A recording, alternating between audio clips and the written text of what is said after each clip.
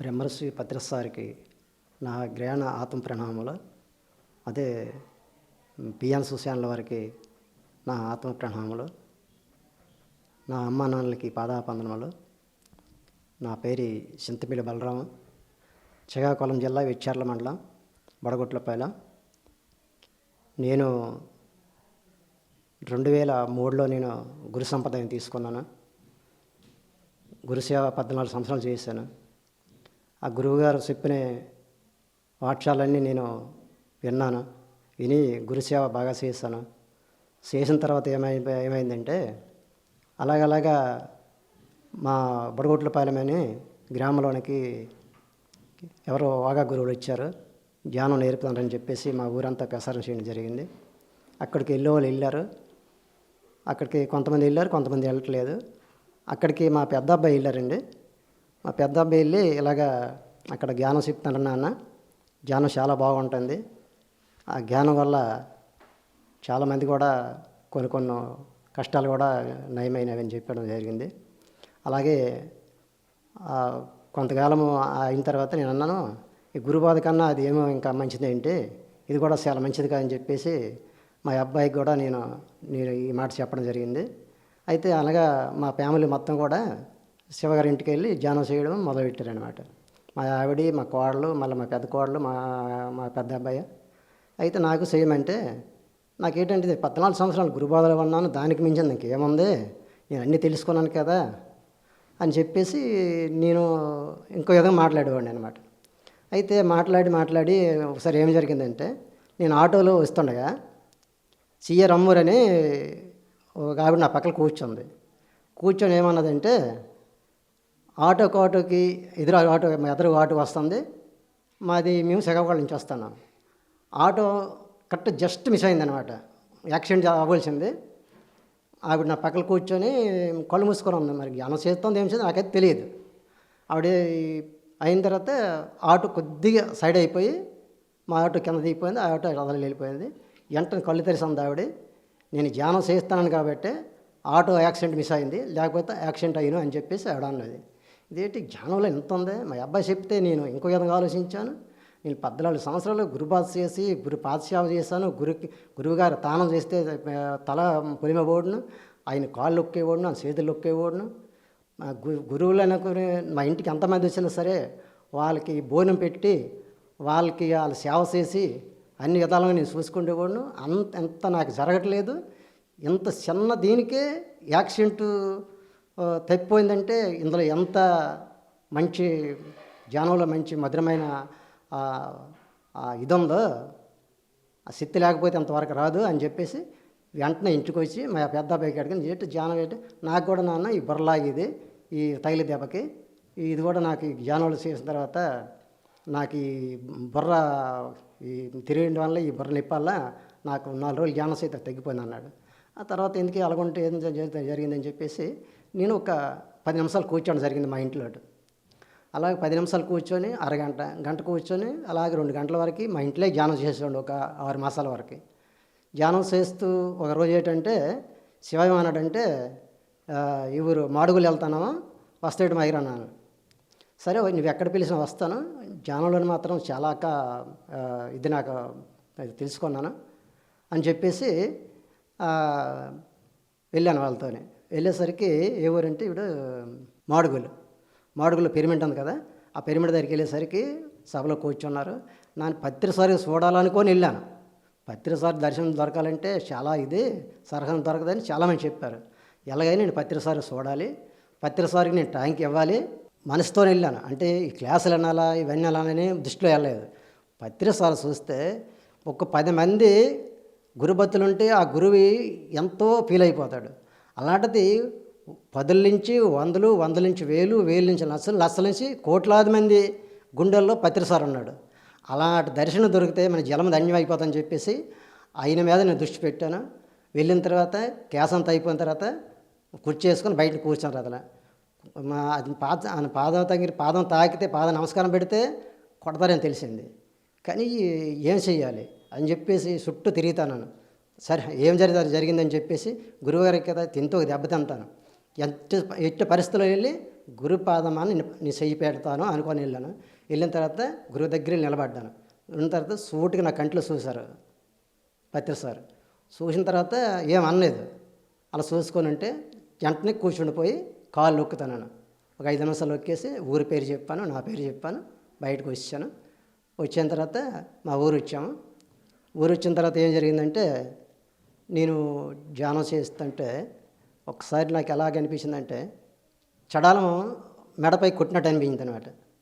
మెడపై కొట్టినట్టు అనిపిస్తే ఎవరు లేరు అని కళ్ళు ఎత్తేసాను. నేను కొత్తగా కదా జ్ఞానంలోకి కళ్ళు ఎత్తాక ఎవరు లేరు. ఇది ఏం జరిగింది, నా మీదకే జరిగిందని చెప్పేసి మళ్ళీ కళ్ళు మూసాను. మళ్ళీ కళ్ళు మూసేస్తే ఏం జరిగిందంటే, ఈ 2 చేతులు కలిపి మూసాను, గొలుసు పెట్టేశాను కదా ఒడిలోటు. చటక్కున గుండెమని ఎవరో కొట్టినట్టు 2 చేతులు ఇడిపోయాయి అనమాట, ఇడిదాటి. అది ఆ రోజే జరిగింది. అదొకటి ఆ జ్ఞానంలో అనుభవం. మళ్ళీ నేను కూర్చున్నాను 10 రోజులు. పత్రి సారు సంవత్సరము ఒక మిరపబజ్జీ తినేసి ఏవో ఫ్రూట్స్ తినేసి సంవత్సరం పాటు భోజనం కట్టడం కదా. నేను ఒక 10 రోజులు మానేస్తే ఏం అవ్వదు అని చెప్పేసి 10 రోజులు ఖాళీ వాటర్ తీసుకున్నాను. అంటిపండు కూడా ఫ్రూట్స్ కూడా ఎటు తీసుకోవట్లేదు. ఖాళీ వాటర్ తాగేసే 10 రోజులు నా ఇంటిపై చిన్న సాలు ఉంటే అది కానీ కారేస్తుంది వర్షం వస్తే. ఈ 2 బెడ్ పెరిమెంట్ ఉంటే పైన కొట్టుకొని అందులో 24 గంటలు అందరికీ ధ్యానం చేశాను. 10 రోజులు ధ్యానం చేసుకొని భోజనం నిరారుగా భోజనం చేస్తాను.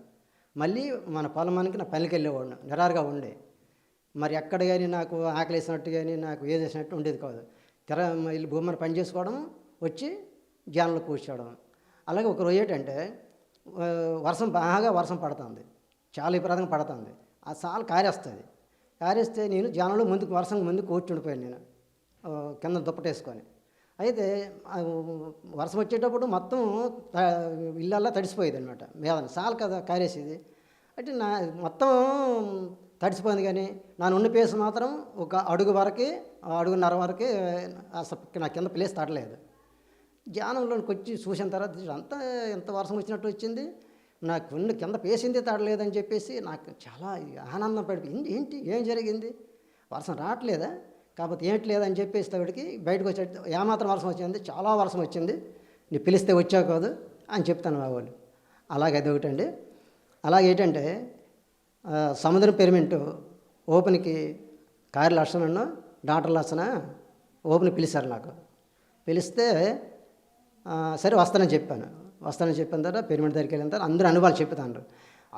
చెప్తే నాకు ఆ అనుభవాలు పక్కన పెట్టేసి డాక్టర్ లక్షణ నాకన్నా తాగుపోతి, నాకన్నా ఇది ఎవరు చెప్పిన మాట అండు గొప్ప కోపము అలాంటి పెరిమెంట్ కట్టాడని నాకు ఇంతవరకు తెలియదు. నేను ఒక్కసారి పెరిమెంట్లో ధ్యానం చేసేవాడిని, కానీ మెరకపోయి చూస్తే ఆ పిరమిడ్ నాకు అవుపించాను కదా. డాక్టర్ లక్షణం పిరమిడ్ కట్టాడు, నేను కూడా పిరమిడ్ కట్టాలి అని చెప్పేసి ఫస్ట్ శివకు చెప్పడం జరిగింది పిరమిడ్ కడతానని. ఆ తర్వాత జీకే సార్ చెప్పడం జరిగింది. ఆ రోజు జీకే సార్ గారు వచ్చారు. ఆ తర్వాత నచ్చనికి వీళ్ళందరూ తెలియజేశాను అనమాట. తెలియజేసేటప్పటికి నా దగ్గర 5,000 రూపాయలు మాత్రమే ఉన్నాయి. పిరమిడ్ కట్టాలని మాట ఇచ్చాను. మాట ఇస్తే ఎలా ఏటి చేద్దారా అనేసి నేను ఆలోచిస్తానన్నమాట. ఆలోచిస్తే అలాగే ఎక్కడి నుంచో ఎవరో తెచ్చివ్వడం కానీ, లేకపోతే నేను కష్టపడడానికి వెళ్తే 10 రూపాయలు వచ్చిన ఆదాయం అది 100 వరకు 1000 వరకు ఆ ఆదాయం వెళ్ళిపోయేది అనమాట. అలాగాన్ని బట్టి నాకు పిరమిడ్ కట్టాను. లాగైతే డాటా దగ్గరికి వెళ్ళిన దుంపల అరపై దగ్గర శ్రీకాకుళం నేను క్యాన్ తీసుకున్నాను. క్యాన్ చేసిన తర్వాత ఏంటంటే టోన్స్, కిడ్నీ టోన్స్ ఇంతకుముందు 2 సార్లు నేను టోన్ తీసుకొని మళ్ళీ టోన్స్ వచ్చావు అనమాట. డాక్టర్ లక్షణ తీయించాడు, మళ్ళీ వచ్చే టోన్స్. మరి క్యాన్సర్ చేసిన తర్వాత ఏంటంటే 9mm, 6M, 4M 3 టోన్స్ ఉన్నాయి. తప్పనిసరిగా బలరాం మళ్ళీ తీసుకోవాలి, ఇంత 3వసారి నీకెంత కనుక వచ్చేది ఏం తినేస్తాను తాగేస్తాను పెట్టి నాకు అడిగారు అనమాట. సార్ నేను మందు కింద మానేశాను సార్, అన్నీ మానేస్తాను, కానీ నేను తప్పనిసరిగా ఇవి ఆపరేషన్ పెట్టి తీసుకోవాలన్నారు. ఇదే తీసుకోవడం ఏంటి, నేనైతే తీసుకోను, ఇంటికి వెళ్ళేదో చెప్తాను సార్, మీరు ఫోన్ చేసి చెప్తాను చెప్పేసి ఇంటికి వచ్చాను. ఇంటికి వచ్చిన తర్వాత మెట్టేసాను. అలా 10 రోజులు చేశాను. 11వ రోజు మళ్ళీ క్యానంకి వెళ్ళాను. వెళ్ళిన తర్వాత ఇదేంటి మొన్న నీకు రాళ్ళకి పిచ్చాయి కదా, మీరు రాళ్ళు ఏమైనా అడిగాడు. అంటే నేను సార్ నేను మెడిటేషన్ చేస్తాను సార్, ఆ మెడిటేషన్ వాళ్ళు ఎటువంటి రోగమైన తగ్గిపోదని చెప్పేసి పత్రి సార్ చెప్తాను. ఆ నమ్మకం మీదే నేను నాన్ వెజ్ గట్ట మానేసాను, చేపలు తిండ మానేసాను అని చెప్పాను. ఇదేంటి మీరు మర్చిపోవాలి కదా, చేపలు మానేయడం ఏంటి, మరి అది ఆయనతోనే మీరు చేస్తారు కదా, జీవపానం చేస్తారు కదా, సార్ అది మరి జ్ఞానంలోకి వచ్చిన వాళ్ళు ఎవరు కూడా జీవాంశ చేయరు, నేను కూడా జీవాంశ చేయను, చేపల వేటకి వెళ్ళను, చేపలు తిన్ను, మాంసం తిన్నా అని చెప్పేసి ఆయన దగ్గర చెప్పడం జరిగింది. అలాగే ఇంటికి వచ్చాను. ఇంటికి వచ్చిన తర్వాత ఏంటంటే ఒకసారి మళ్ళీ పెరిమెంట్ కడతామన్నాం కదా, అందరితో చెప్పేసి అందరికి పిలిచి అక్కడ మీటింగ్ చేయించి ఆ పెరిమెంట్ రామారావుని పిలిపించి పెరిమెంట్ సెర్చ్ చేయడం జరిగిందనమాట. పెరిమెంట్ సెర్చ్ అయిన తర్వాత ఒక 10 రోజులు ఆగింది. 10 రోజుల పది మళ్ళీ టాట్ చేసాం. టాట్ చేసిన తర్వాత ఆ పిరమిడ్ కట్టడం జరిగింది. పిరమిడ్ కట్టిన తర్వాత 10 రోజుల ముందు ఏం జరిగిందంటే అన్ని తయారైపోయిన తర్వాత ఓపెన్ ఇంకా 10 రోజులు ఉంది. నేను మెడిటేషన్ కూర్చున్నాను. మెడిటేషన్ కూర్చున్న తర్వాత ఏంటంటే నాకు విపరీతమైన అంటే బ్యాక్ పెయిన్ ఎప్పుడు ఉండేది. నాకు 250, 270, 250 బీపీ ఉండేది. ఆ 250 బీపీ కూడా ఇప్పుడు 120కి వచ్చింది. బీపీ నార్మల్ అయిపోయింది. కానీ బ్యాక్ పెయిన్ ఏంటంటే మెడిటేషన్ కూర్చున్నాను. కూర్చుంటే నాకు గంటల తలబడి కూర్చున్నా సరే నాకు బ్యాక్ పెయిన్ కానీ ఏది కానీ నాకు మోకాలు నొప్పులు కానీ అన్నీ నయమైపోయాయి. ఆ రోజు మెడిటేషన్లోనూ బ్యాక్ పెయిన్ అసలు మెడిటేషన్ చేయలేకపోతున్నాను, వేడ్చుకుంటాను. ఎందుకు ఇలా వస్తాను, నాకు ఏంటి ఇలా బాధ ఏంటి ఇలా వస్తుందని చెప్పేసి నేను మళ్ళీ పడుకుందామంటే నిద్ర రాదు.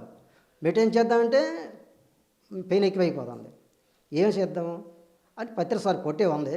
ఆ పొట్టేకి వెళ్ళి నెగిసిపోయి ఆ పత్రిసారి పొట్టేమని నేను చేరబడిపోయాను అనమాట. వెళ్ళి ఆ గోడతో వెళ్ళి చేరబడిపోయిన తర్వాత ఏం జరిగిందంటే నా ఒళ్ళల్లా మొత్తం కలిపి పత్రిసారి దేయం అయిపోయింది అనమాట.